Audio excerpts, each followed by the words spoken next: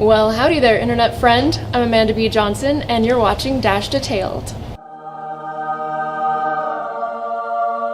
Sometimes when a person is quite knowledgeable about a topic, it becomes difficult for them to then explain that to others who don't know as much or anything about it at all. As you are among the early adopters of what is potentially going to be the future of money, you have the grand opportunity of imparting not only your enthusiasm, but also your understanding to anybody else who asks. And if you haven't had curious people ask you about your interests yet, you likely will as cryptocurrency becomes more and more discussed on a global scale.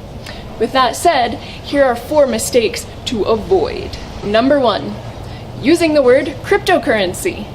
Yes, I have used it with you now, it's in the title of this video, but that's because I know who my audience is.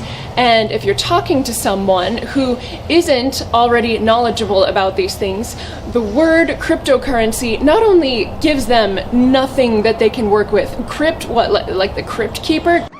Crypt, what's crypt? But it also just makes it sound foreign and unapproachable. As an example, I used this word myself one time with a curious person, and then I said, kind of like digital currency. And they said, oh, digital currency, I know what both of those words mean. That's much better. And it is much better. So, number 1, scratch the word cryptocurrency and use digital currency or digital money or, like in Dash, digital cash. Number 2, avoid using buzzwords like disruptive and trustless and permissionless and these other things which don't actually give any immediate meaning to your listener, but probably just create even more questions for them. For example, back when I was a PR blogger for a day job, I had a client who was trying to launch an encrypted cloud service, right? And it was my job to write the text for his website. And because the encryption process made the data being stored, like inaccessible to this guy, to the business owner, I thought, oh, okay, we can pitch that his service is trustless, right? Like no one has to trust that he won't look at their data. So I wrote these text pieces for his website using the word trustless, and he wrote back to me saying that he found that word upsetting because it sounded like it was a service that could not be trusted. It was without trust. And so just buzzwords in general that are totally up to interpretation and may land with your listener in any sort of random way, no, steer clear. Number 3, define the jargon terms you're going to use for your listener, because newcomers do not know what a blockchain is, what a miner is, what a node is, consensus even should be defined. Certainly they don't know what a confirmation is, or a block reward, or any of these things. And it can be so tempting to use these terms without defining them because, of course, you know what they mean, and you have the problem of knowledge, and your crypto compatriots know what they mean. But in my experience, it helps so much to define these terms first, because otherwise a person is left feeling like, oh, I should know what that means. That because the person describing it to me didn't define it, I should know what that means. Hence, I am hopelessly out of the loop, and I ought to just steer clear of this digital currency thing altogether, because clearly I'm not hip enough to understand. As examples, a blockchain can be easily defined as a ledger or a record of ownership. A miner can be defined as a person whose computer uses math to ensure that the record of ownership is accurate. And from that point, a confirmation can then be defined as a periodic time when all miners agree that previous transfers of ownership are accurate. And number 4, mention the reason that Satoshi invented blockchain-based digital currency in the first place. Many or even most people you talk to will likely be perfectly happy, if not content, with the way their finances currently run. Their credit card works, their paper money works, maybe they use checks, their checks work.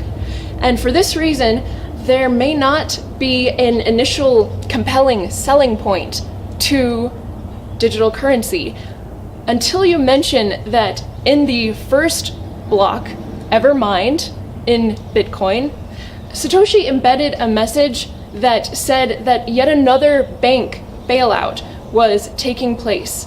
And unfortunately, more and more people are starting to have the experience of what it is like to have a real bank bailout or bank bail-in affect them and their family and their retirement savings and the value of their home and all of these sorts of things. And that is what really strikes at the core of what it is that you want to talk to them about in the first place, which is to say that, as Satoshi mentioned in his white paper, when all transactions are made public, or when there is a publicly verifiable ledger of ownership, when all transactions are announced, people and institutions cannot be secretly insolvent. In other words, Satoshi saw the cause of banking crises as being secret ledgers of ownership, and so he created the first open ledger of ownership. So with these 4 pointers, don't use the word cryptocurrency, don't use buzzwords, define your jargon before you use it, and talk about Satoshi. Hello. You are going to find yourself in some excellent conversations, I believe. And as a final message to you, I find the best conversation starters can be visual, which is to say swag, which is to say t-shirts. Oh, wow, it's Pete! And we have made these Dash Digital Cash t-shirts and are selling them. And I'm wearing a small, Pete's wearing a large, we have all the way up through extra large as well, and of course medium. And they say dash.org on the back. And of course they're like normal t-shirts with sleeves. Like this, as you can see, I modified with scissors just because I like to do that to my t-shirts. And we are selling these shirts for $2 only. $2. Best price out there. And if you would like one, I want you to have one, send an email to amanda@dash.org with your size, any size from small to extra large, and your shipping address. And I will send you back the payment address and the shipping price. So that and $2 will get you a neat t-shirt. And this has been Dash Detailed. Thanks for watching. But still, given the benefit of the doubt, let us assume that all miners were major stakeholders. Still, how can they know what a majority of coin-holding users thinks is best? In the Dash network, cryptography has been used to solve this problem in a way that was just implemented last year with a feature that developer Evan Duffield has called the decision-making engine.